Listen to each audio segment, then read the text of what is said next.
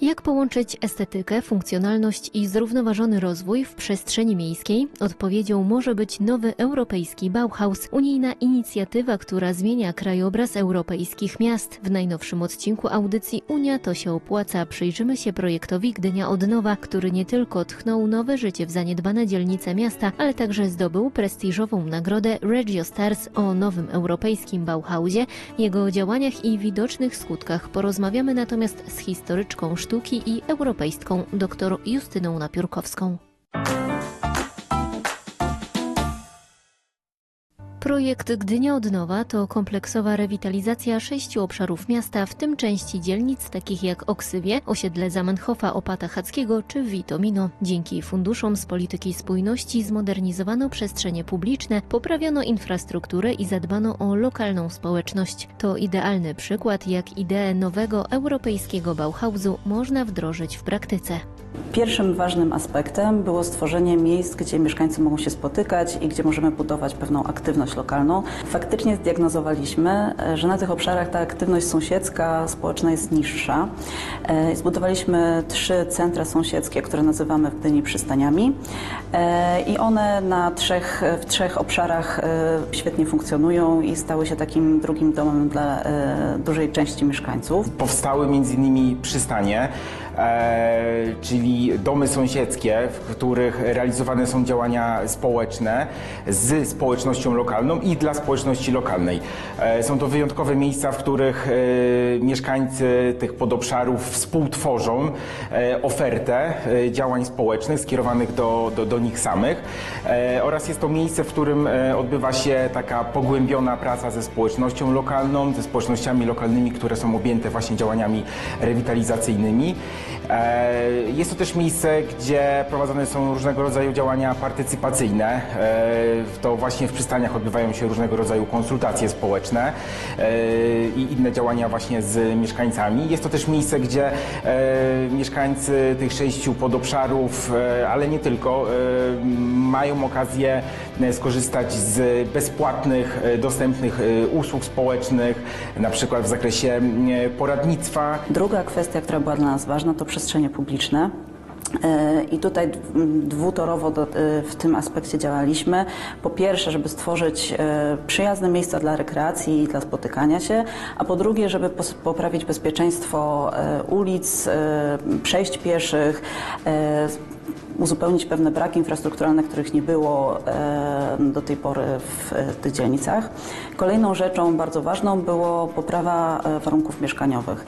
Na naszych podobszarach jest sporo budynków komunalnych, została przeprowadzona termomodernizacja, sukcesywnie poprawiamy jakość przestrzeni wspólnych, ale drugą ważną rzeczą było program dotacji dla wspólnot mieszkaniowych, które są na tych obszarach, które dzięki temu mogły wykorzystać jakieś te środki na remont swoich części wspólnych, swoich budynków, po to, żeby właśnie kompleksowo te obszary zmienić. Zwracamy uwagę na to, żeby zarówno nasze inwestycje były dostępne dla wszystkich, żeby były wykonywane w sposób jak najbardziej ekologiczny i staramy się uwzględniać też głosy ekspertów po to, żeby nasze inwestycje przyczyniały się nie tylko tym społecznościom lub mieszkańcom, ale też środowisku. Do tej pory na 6 podobszarach rewitalizacji takie mamy kalkulacje, że miasto poniosło koszt około 120 milionów złotych. Uzyskaliśmy dofinansowanie z Unii Europejskiej w wysokości około 40 milionów, więc to jest bardzo duży zastrzyk, bardzo dla nas istotny przy realizowaniu i planowaniu tych inwestycji. No i mamy nadzieję, że dalsze lata pozwolą nam też ubiegać się o kolejne środki. Za swoje działania Gdynia została doceniona na arenie międzynarodowej. Projekt Gdynia od nowa zdobył prestiżową nagrodę Regio Stars, przyznawaną za najbardziej innowacyjne i inspirujące projekty wspierane z funduszy unijnych. Rozdanie nagród odbyło się podczas Europejskiego Tygodnia Regionów i Miast w Brukseli. To jest ogromne wyróżnienie, ale też ukoronowanie ciężkiej pracy urzędników, mieszkańców i wszystkich partnerów procesu rewitalizacji, który, trzeba podkreślić, trwał prawie 8 lat. To jest wiele włożonej pracy. I tutaj chciałabym wykorzystać ten moment, żeby złożyć podziękowania wszystkim, którzy brali udział w tym procesie, obecnym władzom Gdyni i władzom poprzednim, które ten proces zapoczątkowały, bo o tym pamiętać musimy. Natomiast jest tu również zachęta do tego, aby takie procesy rewitalizacji dalej przeprowadzać, aby poszukać być może nowych obszarów, które potrzebują dzisiaj takiej dobrej zmiany, więc to jest również taki przystanek na całej tej długiej drodze, którą mamy jeszcze przed sobą. Rewitalizacja z myślą o ludziach i środowisku. Gdynia od nowa to nie tylko remonty i nowe elewacje, to nowa jakość życia dla mieszkańców wybranych obszarów. Dzięki wsparciu polityki spójności Unii Europejskiej miasto zrealizowało wizję zgodną z ideą nowego europejskiego Bauhausu, łączącą piękno, funkcjonalność i ekologię.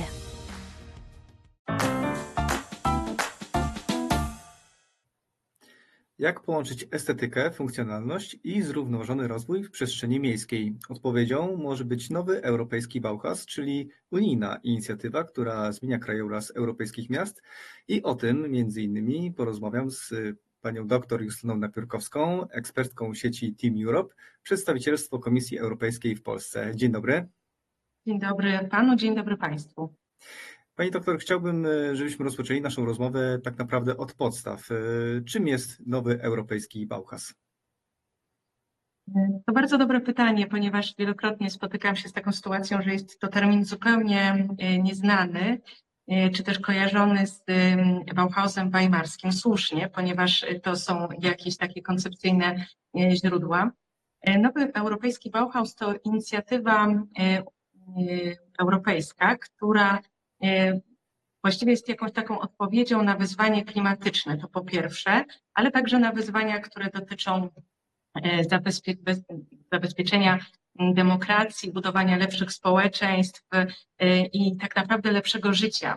To wszystko pięknie brzmi, ale pewnie wiele osób się zastanawia, czy taki zrównoważony rozwój jest w ogóle możliwy, jeśli jest oparty na czynniku ekonomicznym, przyrodniczym i społecznym właśnie.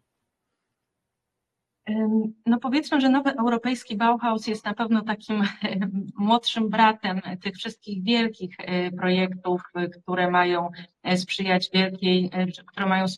większej spójności i właśnie większemu zrównoważeniu. Więc to jest taki, powiedziałabym, kamyczek do ogródka, ale on jest też niezwykle istotny, dlatego że on tak naprawdę po pierwsze rzuca snop światła na to, jak wiele takich bardzo korzystnych rozwiązań już jest wdrażanych i bardzo często te rozwiązania absolutnie nie wynikają, nie tworzą jakiegoś konfliktu, tylko właśnie wynikają z oddolnej woli.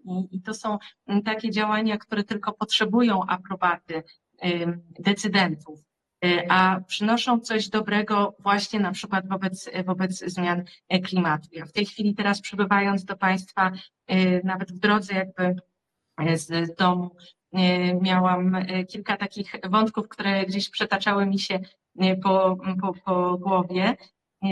Spadł deszcz i zastanawiałam się, czy ta woda jest gdzieś wychwycana, czyli są kolektory, tak jak na przykład bardzo innowacyjne projekty, które zostały wprowadzone w Bydgoszczy zupełnie niedawno, które właśnie mają z jednej strony minimalizować, mitygować te zmiany klimatu i niebezpieczeństwa z nimi związane, bo przecież nikt nie chce mieć podtopień w domu, nikt nie chce mieć później zalanych piwnic czy nawet domu. Widzimy, że to się może zdarzać i te mikro zmiany, one też mają szansę wprowadzać w dużej skali zmiany. Oczywiście założenia są bardzo ambitne są te założenia polityki klimatycznej, którą ma Unia Europejska, ale jeżeli znajdujemy jakąkolwiek przestrzeń, gdzie nie ma konfliktu między potrzebami obywateli, a właśnie tą możliwością ulepszenia i znalezienia tych rozwiązań, to są właśnie najczęściej te projekty nowego europejskiego Bauhausu. I one potrzebują bardzo często tylko akceptacji decydentów, dlatego że obywatele już zdecydowali. Już zdecydowali obywatele, na przykład mieszkańcy maltańskich miasteczek, w których bardzo cierpiano przez ogromne, wysokie bardzo temperatury i jak się okazało, wystarczyło otworzyć się na taki pomysł tworzenia ogrodów, mini nasadzeń na budynkach, które sprawiły, że obniżyła się znacząco pogoda. Oczywiście walka z tą betonozą, czyli odsłonięcie fragmentów ziemi, ponieważ natura też ma swoje sposoby. To są takie drobne, ale właśnie bardzo pozytywne przykłady. Ale spójrzmy teraz na chwilę troszkę szerzej, bardziej globalnie, bo te kontrowersje, wspomniała Pani o tej neutralności klimatycznej, o tych ambitnych celach Unii Europejskiej i pewnie zderza się Pani z takimi negatywnymi opiniami, że tak naprawdę to może się odbić na nas kosztem innych kontynentów, które no, nie stawiają sobie takich celi. To prawda, oczywiście, że zawsze ta świadomość tego, że Europa w jakiś sposób chce być prymusem, nawet w tych ambicjach, które sobie stawia.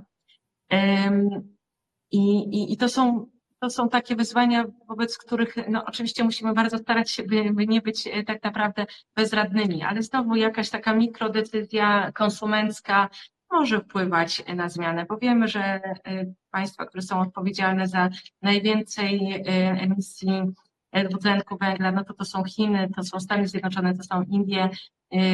Europa tutaj ma znacznie czystszą tę ekologiczną kartę, ale z kolei to my w Europie tutaj dokonujemy zakupy na tych tak rozpowszechnionych platformach internetowych, które oferują nam przesłanie produktów bardzo często w bardzo niskich cenach, bardzo często też bardzo słabej jakości i bardzo często, jak się okazuje, tak naprawdę łamiących te wszystkie zasady, na które tutaj w Europie chcemy się umówić. Pani doktor, to o czym teraz mówimy, takim trochę kreowaniu mody na odpowiedzialność za naszą planetę, to jest taka główna idea nowego europejskiego Bauhausu, czy jest on czymś jednak więcej?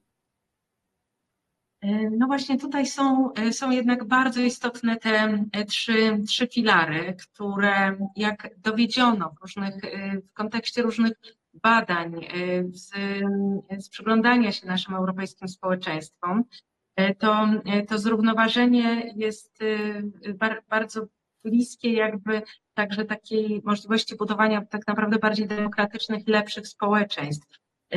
Temu byśmy tak naprawdę lepiej czuli się w tym naszym najbliższym otoczeniu.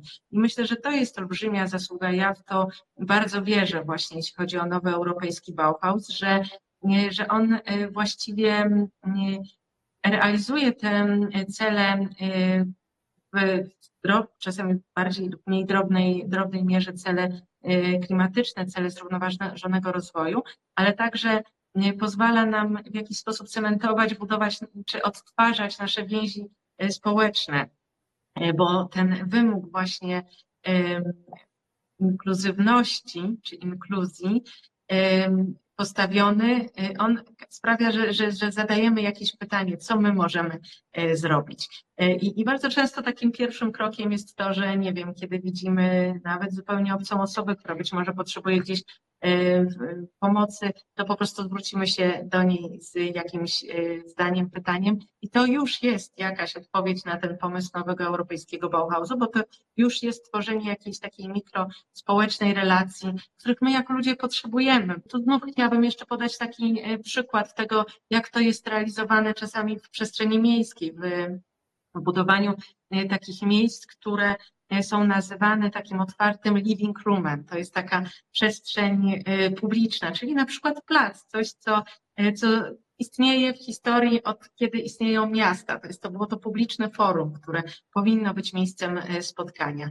I zadaniem dla nowego europejskiego Bauhausu, zadaniem dla architektów, którzy czasami zajmują się przebudową tego miejsca. Widzimy tak dużo sytuacji w mniejszych, większych miasteczkach, gdzie główne place są przebudowywane po to, by było wygodniej, lepiej. Nie zawsze jest to robione zgodnie właśnie z tą koncepcją nowego europejskiego Bauhausu, która by pozwalała na to, że no właśnie, nie wybieramy tego najprostszego rozwiązania, czyli po prostu wybetonować, tylko szukamy sposobu, żeby ludzie rzeczywiście chcieli w tych miejscach przebywać. Dlatego, że dopiero te miejsca, które będą wypełnione ludźmi, które staną się tym takim salonem, otwartym salonem, tym living roomem, pokojem dziennym na zewnątrz, dlatego, że zbudujemy warunki, że będzie to dogodne, przyjazne i dobre dla mieszkańców, pozwalające właśnie odtworzyć te podstawowe, takie najbliższe sąsiedzkie więzi, których ludzie potrzebują. Bardzo dziękuję za dzisiejsze spotkanie, dziękuję za rozmowę. Dziękuję bardzo. Wiesz, że hasło nowego europejskiego Bauhausu to piękne, zrównoważone, wspólne. Ta unijna inicjatywa łączy architekturę, ekologię, technologię i lokalne społeczności, zupełnie jak historyczny Bauhaus ponad 100 lat temu. Nazwa programu nawiązuje do legendarnej szkoły Bauhaus, założonej w 1919 roku w Niemczech. Jej twórcy łączyli sztukę, architekturę i rzemiosło, promując prostotę, funkcjonalność i społeczne podejście do projektowania. Dziś chodzi nie tylko o to, jak coś wygląda, ale przede wszystkim jak się tu żyje.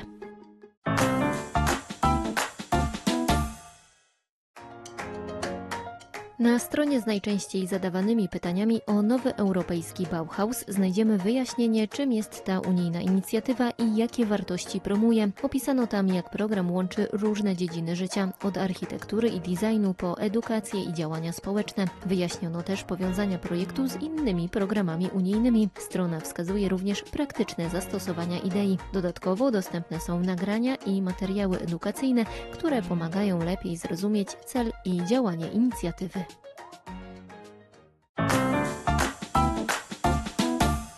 Nowy europejski Bauhaus dotyczy głównie architektury i budownictwa.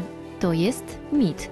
Dzięki inicjatywie Discover EU 18-latkowie z całej Unii Europejskiej mogą za darmo podróżować pociągami po Europie. Co roku tysiące młodych ludzi otrzymuje specjalne bilety kolejowe, które pozwalają im przez cały miesiąc zwiedzać bezpłatnie kontynent, poznawać nowe kultury, nawiązywać międzynarodowe przyjaźnie i odkrywać europejską tożsamość. Wszystko w duchu zrównoważonego podróżowania. W ramach tej inicjatywy stworzono specjalną trasę śladami nowego europejskiego Bauhausu, która pozwala młodym podróżnikom odkrywać miasta i projekty odzwierciedlające wartości tego programu. Dzięki temu uczestnicy Discover EU mają okazję nie tylko zwiedzać Europę, ale również doświadczać, jak idea nowego europejskiego Bauhausu przekłada się na realne zmiany w przestrzeni miejskiej i społecznej.